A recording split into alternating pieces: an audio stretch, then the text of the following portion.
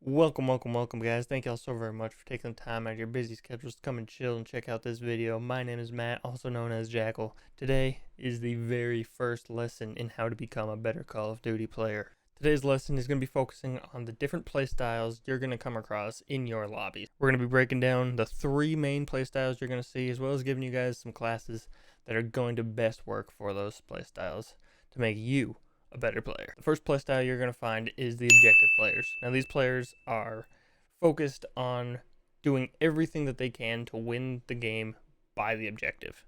So they're not focusing on kills, they're focused on capturing flags and domination, sitting on the hard point, sitting on the control area, anything that doesn't have to do with getting kills, carrying the bomb and search and destroy, whatever it may be, anything to help the team win the game that isn't focused on kills. This player normally runs a submachine gun, but can also run an assault rifle if it is a very mobile type of class, such as with no stock and very quick ADS time. You're going to want to fit your class for very close range gunfight, so steady aim lasers are going to be your best friend. People are going to be rushing at you, flooding at you, multiple players. You have to basically assume that you're not going to get any help from your other players when you're making your classes, that you need to have a lot of ammo, be able to reload quickly, and just mow them down as they're rushing at you. The second kind of player you're going to be finding in your Call of Duty lobbies is going to be the support player. These players may not be focused on getting a lot of kills, but their kills are the most vital to the team's success. These players are holding lanes, watching angles, sitting on head glitches. These support players are going to be the nearest players to the objective players, meaning that as soon as the objective player dies on the hard point, on the domination flag, whatever it may be, these support players are jumping right onto the hard point to continue capturing, continue getting the score that the team needs to win. One of the most vital duties that these support players have is getting the trades on players. Quick side note, getting a trade means that the support player kills the player that killed the objective player. Got it?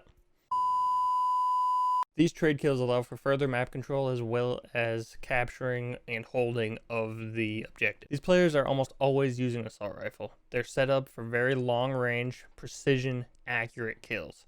They're not looking for speed. Their ADS time is almost always slow. Their accuracy is top notch. They're not running around looking for the kill. They are perched on a head glitch, waiting for somebody to come so they can get the kill. The final role and most popular role that you're going to see in your Call of Duty lobbies is known as the Slayer. As the name implies, their sole goal is to get as many kills as possible. Now, these kills might not be necessarily important, but they're always vital. Outkilling your opponents is almost always going to get you the win. Unlike what you normally see in your Call of Duty lobbies, they're not brainless players, though. Most Call of Duty lobbies, you're going to see people just running around the entirety of the map, getting kills. You're going to notice people are killing you from behind. Spawns are going to be flipping. It's not good. Most people don't know how to play this role correctly. These players need to have the highest map awareness on the team. They need to know exactly where the spawns are, where the spawn boundaries are, and how far they can push without flipping the spawns. Most of the time, you're going to see these players using an assault rifle, a very mobile assault rifle with a very, very high ADS time, meaning they aim down sights a lot quicker than everybody else.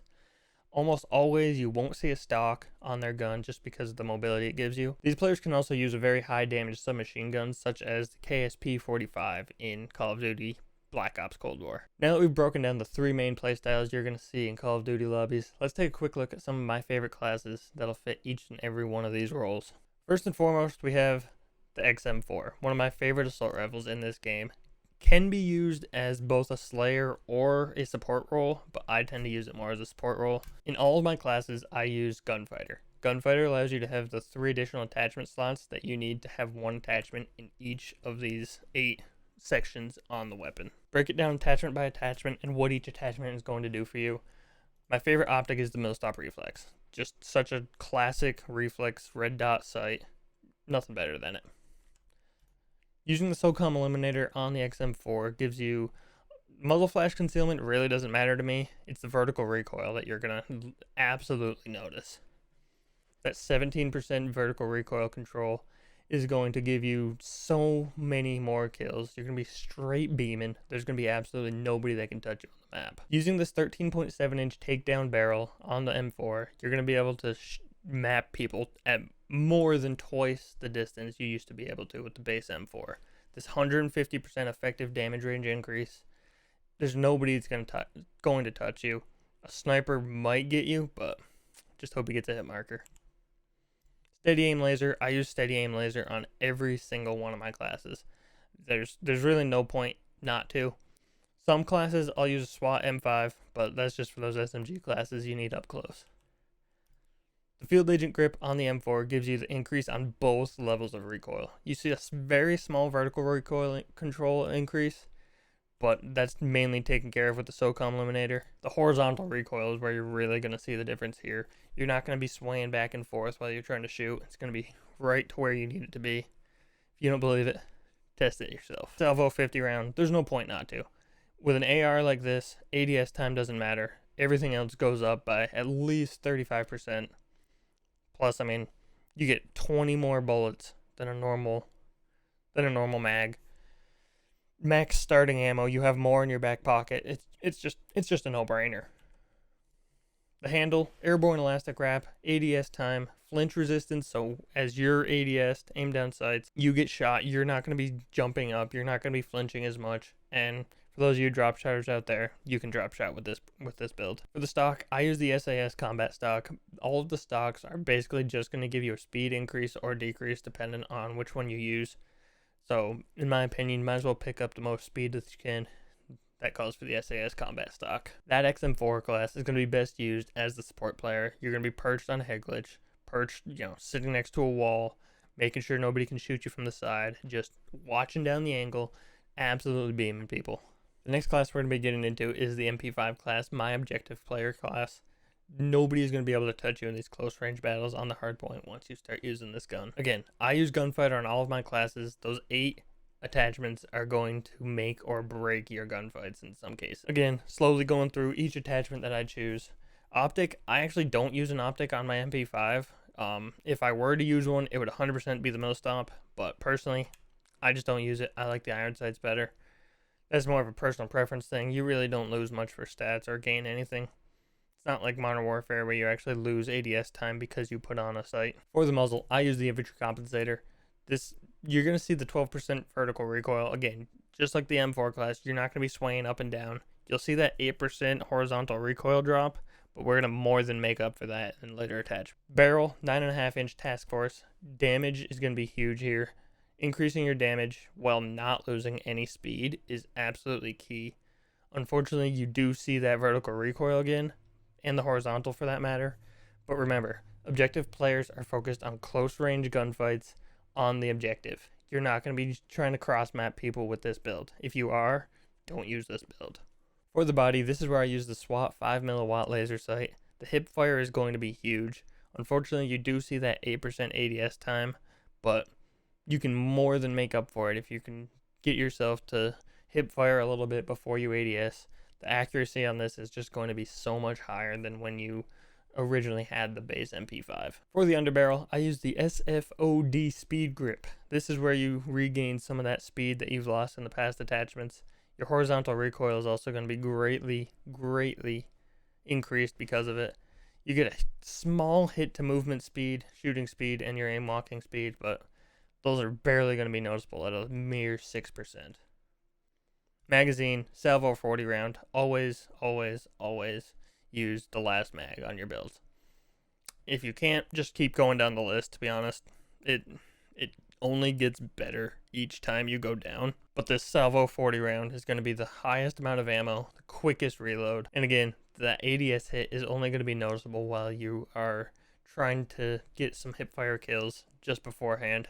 If you can get yourself to shoot your gun as you're ADSing just prior to it, you'll see this build work out for you. The handle, the airborne elastic wrap, this is where that ADS time comes back. The 25% ADS time that we just lost, we now have a 5% gain because of this attachment right here. Flinch resistance, again, just like the M4, you're not going to be, moving up or getting jerked side to side because you're getting shot. And for those drop shotters out there, you can still drop shot with this build. And finally, for the stock, I use the Raider stock. A lot of people use the SAS combat stock, but for me, the speed increase with the Raider stock compared to the SAS combat stock is a lot bigger than you'll notice. Unfortunately, you do see that hip fire accuracy decrease, but you kind of more than make up for it with that 36% from the laser that you put on. So hopefully that helps all you objective players out there. And remember, if you're an objective player, we love you. Our third class we're going to check out is my AK47 class. This class is going to be the best class you can use if you are a support player. If you're sitting on a head glitch, just waiting for people to come to you, wanting the most precise and accurate gun you can get, this AK build is the one for you. Again, gunfighter, all the attachments, I don't need to keep saying it. Optic, again, using the mill stop, it's just the best sight in my opinion. For the muzzle, I use the KGB Eliminator. You're going to see a great vertical recoil control increase. Small hit to the shooting speed and your horizontal recoil control, but again, this build isn't for speed and movement. You're going to be sitting up on a head glitch, on a perch, watching down, looking at a specific angle, and you need the most accuracy you can get.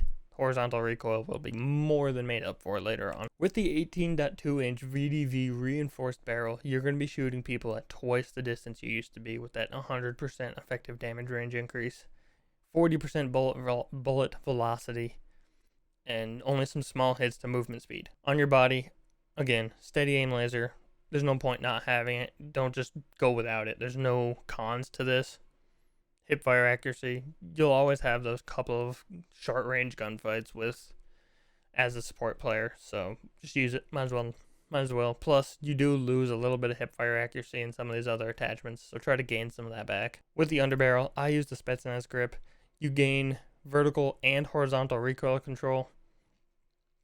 Now, you don't gain as much vertical, but that's because in your previous attachments, we've gained a lot more vertical than we have horizontal. So we try to even those out here. The AK has a big vertical recoil pattern, unfortunately. So we're trying to hit that as much as we can. Horizontal isn't quite as major. You can control that a little bit easier. But that vertical is really where we need to hone in. Magazine, again, VDV 50 round, most ammo, quickest reload, no brainer. Handle, the GRU elastic wrap, for the same reason we've been using it on every other gun. ADS time, flinch resistance, mainly in this one. Now, ADS time doesn't matter as much, but we do lose quite a bit of that throughout the rest of this build. But the flinch resistance is the huge one. If you're getting shot in the middle of a gunfight, you're going to be flinching a lot less than your opponent. And finally, the stock. The Playstyles PKM stock gains you a little bit of that shooting movement speed that we've lost throughout the rest of this build. A lot of people are using the skeletal stock, but sprint to fire for me isn't quite as necessary, even though it seems like it would be on our speed and accuracy down here. You lose more accuracy than you need to, so just stick with the Playstyles PKM stock and stick with sitting on the head glitches and you'll be just fine. Our final class we're going to be looking at today is the Krig 6. Now, this class is going to be the best option for a Slayer AR. It's going to be a very fast-paced, very mobile assault rifle with a very decent, fairly high damage output. Again, mill stop, you should expect this by now. Muzzle is going to be the infantry compensator, trying to get some of that recoil that we lose in some other attachments, keeping it where it can be. For the barrel, I choose the 19.7-inch takedown barrel for the 150% effective damage range. This is going to give you that extra added damage range that you might not necessarily need as much, but compared to the other ones, you're also going to be losing a lot less of your speed in that only small little 5% sprint speed loss. For the body, again, steady aim laser. There's no point not to, just use it. Underbarrel, the SFOD speed grip. This is where you're going to lose a little bit of that speed that we're going to gain back later on, but the sprinting move speed that we just lost is gained back, as well as a great increase to your horizontal recoil. Salvo 50 round, again, just use the last mag. Same thing I've been saying, I'm not repeating it. For the handle, I use the serpent wrap. This gives you your ADS time back. Unfortunately, you do lose a little bit of your sprint to fire, but that ADS time is going to be huge in those mid-range gun battles that you're going to be in all day long, hunting for those kills. And finally, the Raider stock. Again, this gives you that sprint to fire time that you just lost, as well as some aim walking movement speed, and you're only going to lose hip fire accuracy. It's not that big of a deal. Just try to get some hip fire shots in as you're ADSing and you'll be just fine. Hopefully you guys have found this video helpful and informative. If you did, make sure to smash that subscribe button down below, like it, comment, share it with your friends, share it with that one person that you know needs Call of Duty tips. Share this channel with them. Hopefully we can get them slaying out just like you are. Thank you all so very much for checking out this video. Like I said, make sure to share the video with your friends. Hope you guys have a good rest of your day, night, morning, afternoon, evening, whatever time of day it may be, wherever you may be. And I will talk to you guys in the next video. Much love as always, homies. Peace.